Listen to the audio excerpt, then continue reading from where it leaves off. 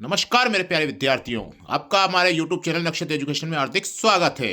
अगर आपने हमारे चैनल को सब्सक्राइब नहीं किया है तो आप सब्सक्राइब करें, लाइक करें, शेयर करें। हम आपके लिए लेकर आए हैं वस्तुनिष्ठ प्रश्नों की श्रृंखला और आज का जो हमारा टॉपिक है वो है पंचायती राज। अब हम चलते हैं हमारे पहले प्रश्न की ओर। राजस्थान पंचायती राज अधिनियम 1994 की किस धारा को ग्राम सेवक के स्थान पर ग्राम विकास अधिकारी प्रतिस्थापित करने के लिए संशोधन किया गया है? राजस्थान पंचायती राज अधिनियम 1994 की किस धारा को ग्राम सेवक के स्थान पर ग्राम विकास अधिकारी प्रतिस्थापित करने के लिए संशोधित किया गया है? ए 91, बी 79, सी 92 और डी 88। तो हमारा जिसका उत्तर है वो है बी 89। अब हम चलते हैं हमारे दूसरे प्रश्न की ओर। राजस्थान पंचायतो राज अधिनियम, राजस्थान पंचायतो राज अधिनियम 1994 के अनुसार निम्नांकित में से कौन एक जिला परिषद का संगठक नहीं है? ए लोकसभा सदस्य, बी राज्यसभा सदस्य, सी राज्य विधानसभा का सदस्य और डी ग्राम सभा का सदस्य। हमारा आंसर होगा इसका डी ग्राम सभा का सदस्य। अब हम चलते हैं हमारे अगले प्रश्न की ओर।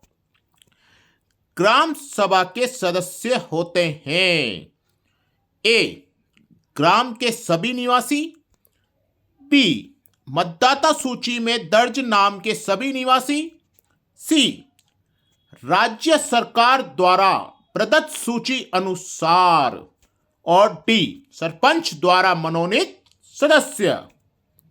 हमारा इसका उत्तर होगा बी मतदाता सूची में दर्ज नाम के सभी निवासी। अब हम चलते हमारे अगले प्रश्न की ओर।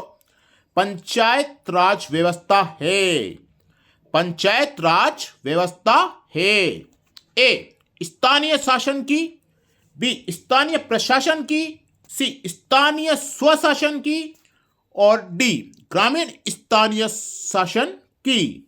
हमारा इसका सही उत्तर होगा डी ग्रामीण स्थानीय शासन की।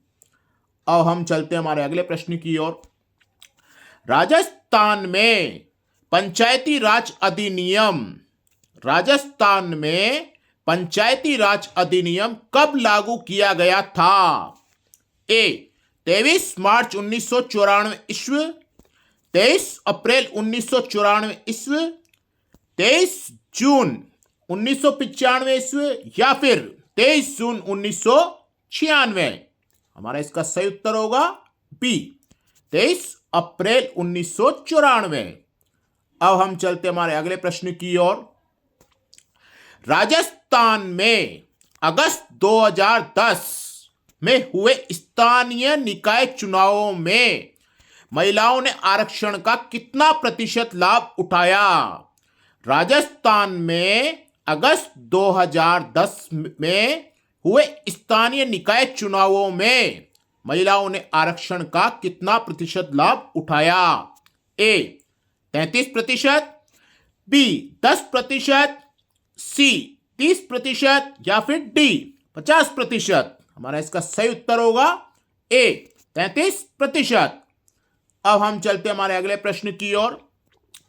राजस्थान में नगर निगम को प्रमुख को कहते हैं, राजस्थान में नगर निगम के प्रमुख को कहते हैं ए अध्यक्ष, बी सभापति, सी महापौर, डी नगर प्रमुख।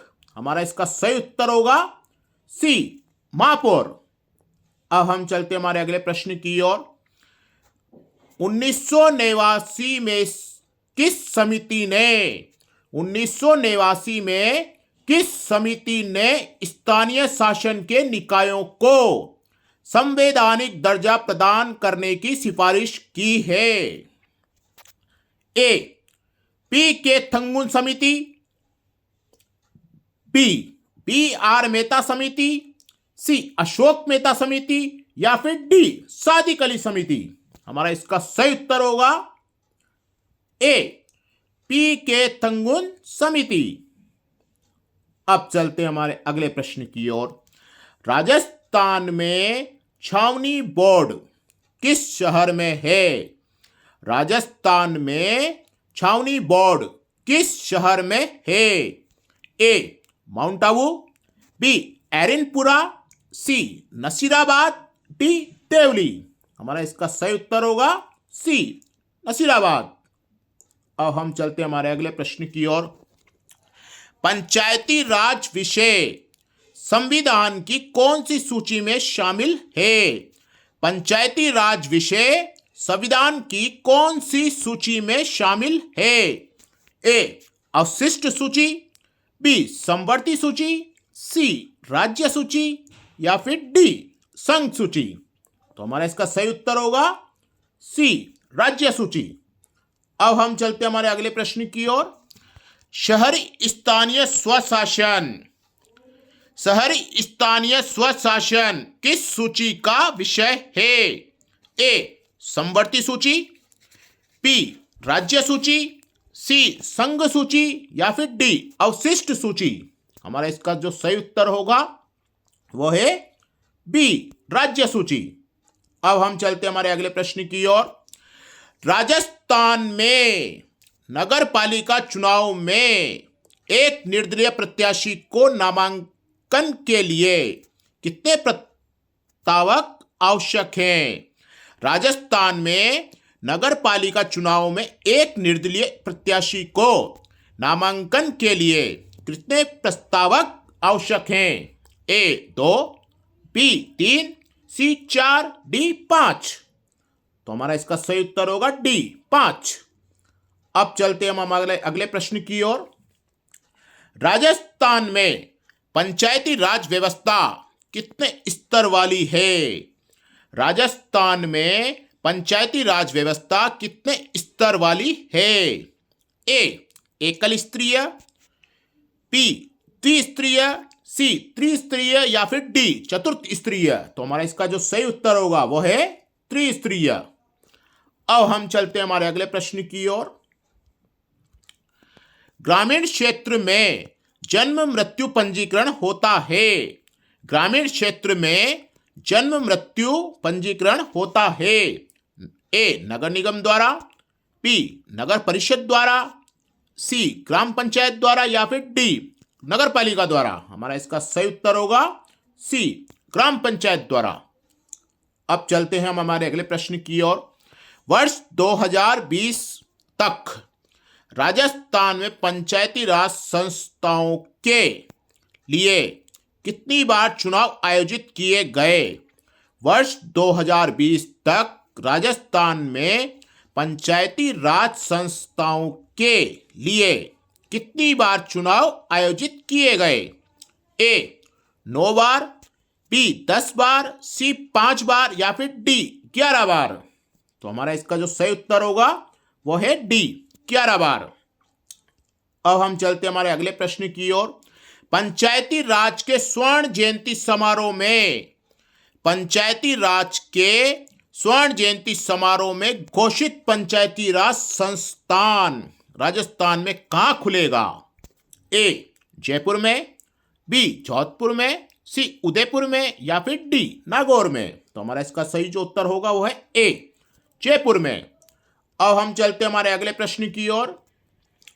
राजस्थान में पंचायती राज व्यवस्था लागू हुई। राजस्थान में पंचायती राज व्यवस्था लागू हुई। ए 1967 में, बी 1959 में, सी 1971 में या फिर डी 1963 में। तो हमारा जो इसका सही जो उत्तर होगा वो है बी 1959 में। अब हम चलते हमारे अगले प्रश्न की ओर। भारतीय संविधान के किस अनुच्छेद के अंतर्गत, भारतीय संविधान के किस अनुच्छेद के अंतर्गत पंचायती राज संस्थाओं को संवैधानिक मान्यता प्रदान की गई?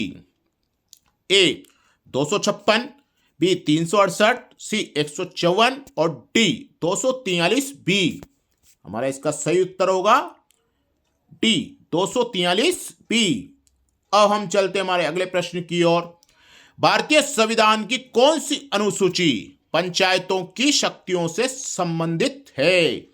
भारतीय संविधान की कौन सी अनुसूची पंचायतों की शक्तियों से संबंधित है? ए तीसरी, बी चौथी, सी 10वीं और डी 11वीं। तो हमारा जो इसका सही उत्तर होगा वह है डी 11वीं। अब हम चलते हमारे अगले और अंतिम प्रश्न की ओर। पंचायती राज संस्थाओं को प्रभावी एवं सशक्त बनाने के लिए पंचायती राज संस्थाओं को प्रभावी एवं सशक्त बनाने के लिए 73वां संशोधन किस वर्ष पारित हुआ? ए 1990 में, बी 1991 में, सी 1992 में या फिर 1993 में। तो हमारा इसका जो सही उत्तर होगा वो है सी 1992 में। ये थी हमारी आज की प्रश्नों की श्रृंखला। हम फिर मिलेंगे अगले नए टॉपिक के साथ।